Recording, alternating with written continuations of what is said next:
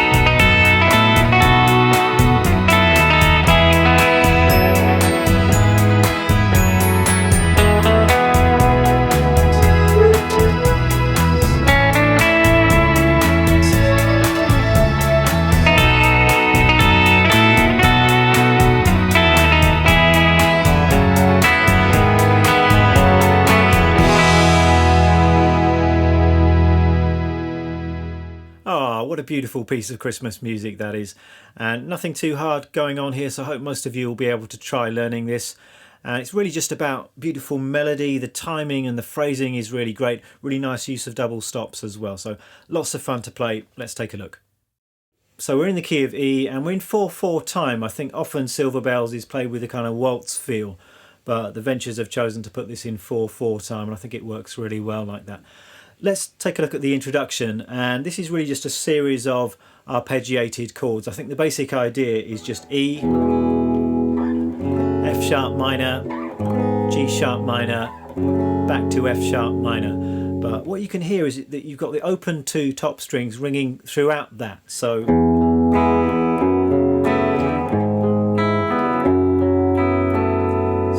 in order to be able to do that, you're going to need to use your thumb over the top on the F sharp minor and the G sharp minor chord. So you've got this kind of sound.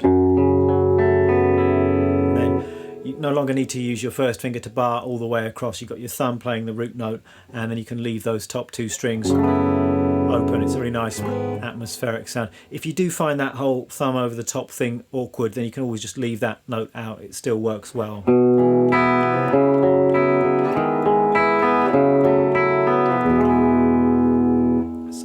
That's the introduction. You can also hear this part occurring several other times in the course of the track, just as a kind of bridge between the different sections. Let's move on to the melody then. I'm playing most of this track in and around the 4th position on the guitar in the key of E major, remember, and it just sits quite nicely here. And you might like to think about your chord tones and scales just to help get your bearings here. So we've got our one chord, which is an E major chord. You can play this C form bar chord shape.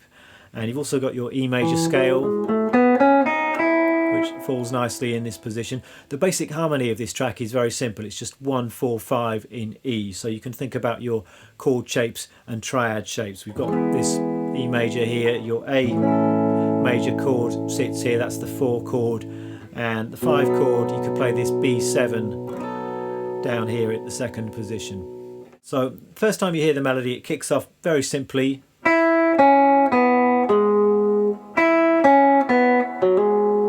So really simple, just those notes taken from the E major scale. Then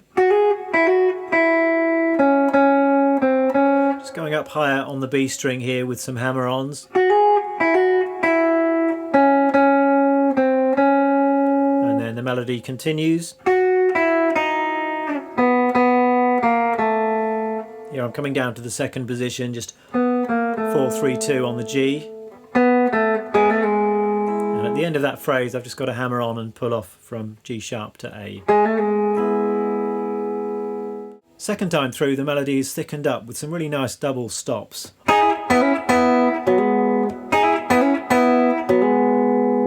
again, I'm thinking out of chord shapes here. So we've got our E major chord and the triad shapes found within that. We've got some fairly standard soul style embellishments happening here. So on the top 2 strings, and onto the next pair of strings, and then over onto the G and the D. Repeat that, and then this is similar to what we've had before, but again we've got the double stop in there. So this is at the 7th fret, and then the same move at the 5th fret. At the end of this phrase we've got this little thirds shape. This is straight out of the chord here, just at the C sharp and E. And then we continue like this, coming down to this little shape which crops up quite a lot in this tune. And it's a little tritone shape. It's a D sharp and an A. And you can think of those notes as coming from the 5 chord, from the B7. This is the 3rd and the flat 7 of the 5 chord.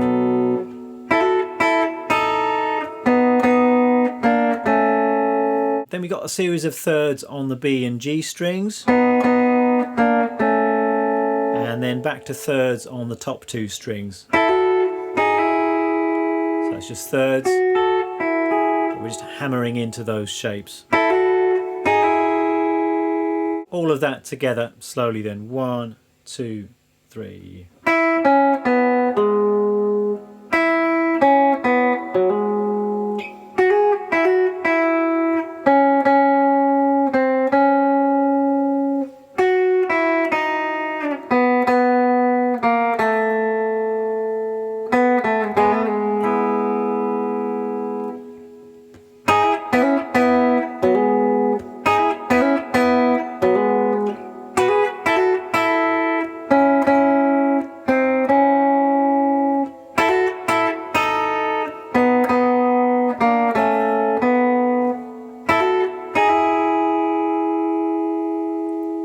And the chorus is very simple, we're just playing the melody very plainly.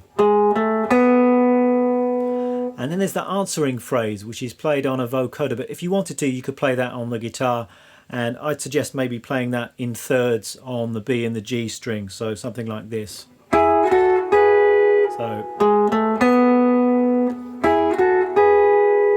and then it continues, and again you could answer that with thirds. And then we've got this. So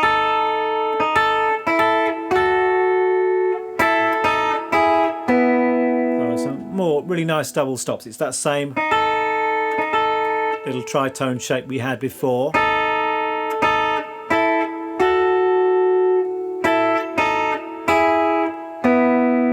So really just chord tones here.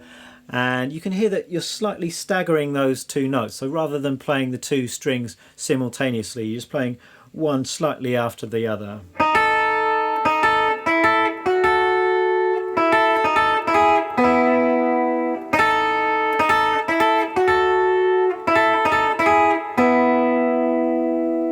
And then that just repeats.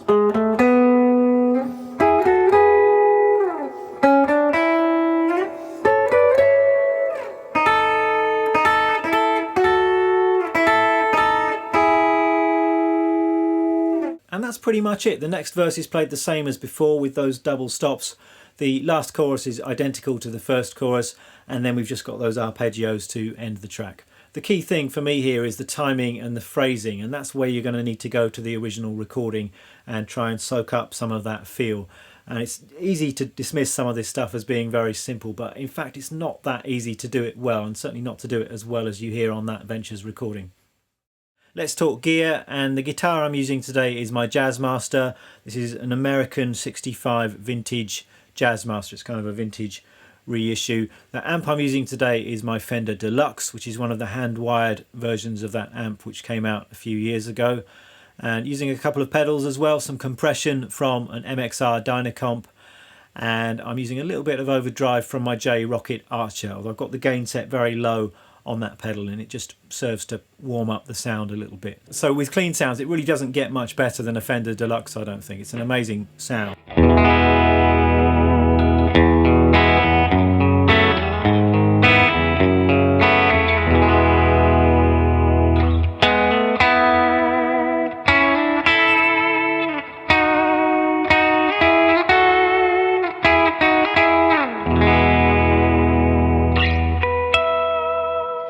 Let me talk a little bit about the vocoder effect you can hear on this track. On the original recording, you can hear that the Silver Bells line is answered by this kind of robot voice, which I imagine is a vocoder. I don't know for certain, but it's either a vocoder or one of those living on a prayer style talk box things. But I'm using a vocoder, and what you may not know is that I'm actually quite into synths and electronic music, and I've got quite a few synthesizers. And today I got out my old Micro Korg synth. And this synth came out maybe 10 or 15 years ago, and for a while they were very fashionable and you could see everybody using them. They've fallen slightly out of favour these days, but I think they're really cute and fun synths to play. And the funnest thing about this synth is the vocoder. So you've got this gooseneck microphone, and then you can kind of talk into that whilst playing the keyboard and vocode away to your heart's content. So that's it for this video. That's it for this year. I hope some of you have some fun learning to play this track. Remember, free music and tab and a free backing track is going to be available up on my website. And it just remains for me to wish you all a very Merry Christmas, and thanks to everyone for watching my videos and for supporting this channel over the past year. In particular, big thanks to my patrons over on my Patreon page who've been amazing, but really thanks to everybody. And in this of a year that 2020 has been, I hope that my videos have provided some kind of entertainment and education and maybe a little bit of distraction from all the craziness that's been going on. So I'll see you in 2021, which surely is going to be a better year than this one. Merry Christmas.